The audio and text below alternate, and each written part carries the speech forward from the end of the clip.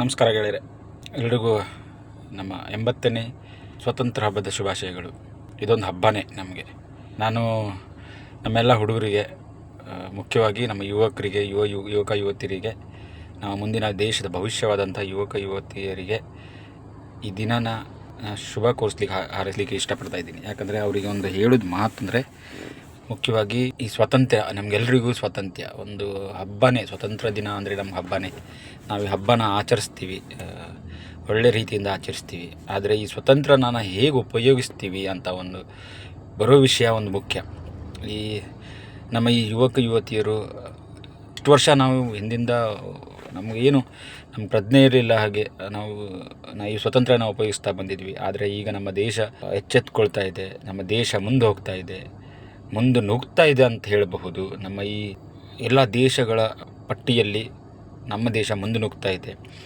ಆದರೆ ನಮ್ಮ ಯುವಕರು, ನಮ್ಮ ದೇಶದ ಮುಂದಿನ ಭವಿಷ್ಯ ಅಂದ್ಕೊಳ್ಳೋ ನಮ್ಮ ಯುವಕರು, ನಮ್ಮ ಸ್ಟೂಡೆಂಟ್ಸ್, ಮಕ್ಕಳು, ವಿದ್ಯಾರ್ಥಿಗಳು ಈ ಸ್ವಾತಂತ್ರ್ಯನ ಹೇಗೆ ಉಪಯೋಗಿಸ್ಕೊಳ್ತಾರೆ ಅಂತ ಹೇಳೋದು ಅಂತ ಒಂದು ದೊಡ್ಡ ವಿಚಾರ, ಮತ್ತು ನಾವು ವಿಚಾರಿಸುವಂಥ ವಿಷಯ. ನಾನು ಅದನ್ನೇ ನಮ್ಮ ಯುವಕರಿಗೆ, ಸ್ಟೂಡೆಂಟ್ಸ್ ಅಂದರೆ ನಮ್ಮ ವಿದ್ಯಾರ್ಥಿನಿಯರಿಗೆ ಹೇಳಲಿಕ್ಕೆ ಇಷ್ಟಪಡ್ತೀನಿ. ದಯವಿಟ್ಟು ಈ ಸ್ವಾತಂತ್ರ್ಯನ ಒಂದು ಒಳ್ಳೆ ರೀತಿಯಲ್ಲಿ ಉಪಯೋಗಿಸಿ. ಈ ಸ್ವಾತಂತ್ರ್ಯನ ಒಂದು ನಿಮ್ಮ ಭವಿಷ್ಯ ರೂಪಿಸಬೇಕು, ಅದೇ ರೀತಿಯ ನಿಮ್ಮ ಭವಿಷ್ಯದ ಜೊತೆ ನಮ್ಮ ದೇಶದ ಭವಿಷ್ಯನ ರೂಪಿಸಬೇಕು. ಆ ರೀತಿ ಉಪಯೋಗಿಸ್ಕೊಳ್ಳಿ. ಈ ಸ್ವಾತಂತ್ರ್ಯ ಇದೆ, ಎಲ್ಲರಿಗೂ ಸ್ವಾತಂತ್ರ್ಯ ಇದೆ, ನಾವು ಏನು ಬೇಕಾದರೂ ಮಾಡಬಹುದು ಅಂತ ಹೇಳಿ ನಮ್ಮ ಸಂಸ್ಕೃತಿನ ಹಾಳು ಮಾಡಬೇಡಿ. ನಮ್ಮ ಸಂಸ್ಕೃತಿನ ಗೌರವಿಸಿ. ನಮಗೆ ವಾಕ್ ಸ್ವಾತಂತ್ರ್ಯ ಇದೆ, ನಾವು ಹೇಗೆ ಬೇಕಾದರೂ ಮಾತಾಡ್ಬೋದು, ಯಾರಿಗೆ ಬೇಕಾದರೂ ಏನು ಬೇಕಾದರೂ ಮಾತಾಡಬಹುದು ಅಂಥೇಳಿ ದಯವಿಟ್ಟು ನಮ್ಮ ಸಂಸ್ಕೃತಿಯನ್ನು ಮರಿಬೇಡಿ.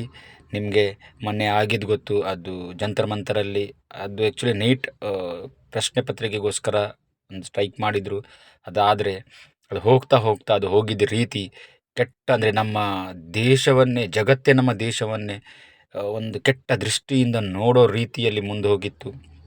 ಅದಕ್ಕಾಗಿ ನಮ್ಮ ಯುವಕರಿಗೆ, ಯುವತಿಯರಿಗೆ ಕೇಳ್ಕೊಳ್ತೀನಿ, ದಯವಿಟ್ಟು ಆ ರೀತಿ ಯಾರ ಹತ್ರನೂ ಮಾತಾಡಬೇಡಿ. ಅಲ್ಲೇನು ಹುಡುಗಿಯರು ಏನು ಮಾತಾಡಿದ್ದಾರೆ, ಏನು ಮಾಡಿದ್ದಾರೆ, ದಯವಿಟ್ಟು ನಮ್ಮ ದೇಶವನ್ನು ಮುಂದೆ ನೀವು ರಿಪ್ರೆಸೆಂಟ್ ಮಾಡೋರು. ಅದಕ್ಕಾಗಿ ನೀವು ನೋಡಿ ಇರೋದು ನಿಮ್ಮ ಸ್ವಾತಂತ್ರ್ಯನ ಒಳ್ಳೆ ರೀತಿಯಲ್ಲಿ ಉಪಯೋಗಿಸಿ. ಒಂದು ಏನಾದರೂ ನಿಮ್ಮ ಇನ್ವೆನ್ಷನ್ ಆಗಬೇಕು ಅಂಥ ರೀತಿಯಲ್ಲಿ ಉಪಯೋಗಿಸಿ. ನಾವು ಮಾತಾಡಿದ್ರೆ ಅದ್ರ ಬಗ್ಗೆ ಜಗತ್ತಿನಲ್ಲಿ ಒಳ್ಳೆಯ ರೀತಿಯಲ್ಲಿ ಚರ್ಚೆ ಆಗಬೇಕು, ಆ ರೀತಿ ಮಾತಾಡಿ. ದಯವಿಟ್ಟು ಯಾವುದೇ ಕಾರಣಕ್ಕೂ ನಮ್ಮ ಊರಿನ, ಮುಖ್ಯವಾಗಿ ನಮ್ಮ ಊರಿನ, ನಾನು ಪೂರ್ತಿ ದೇಶಕ್ಕಿಂತ ಮೊದಲು ನಮ್ಮ ಊರಿನಲ್ಲಿ ಎಷ್ಟು ಯುವಕರಿದ್ದಾರೆ.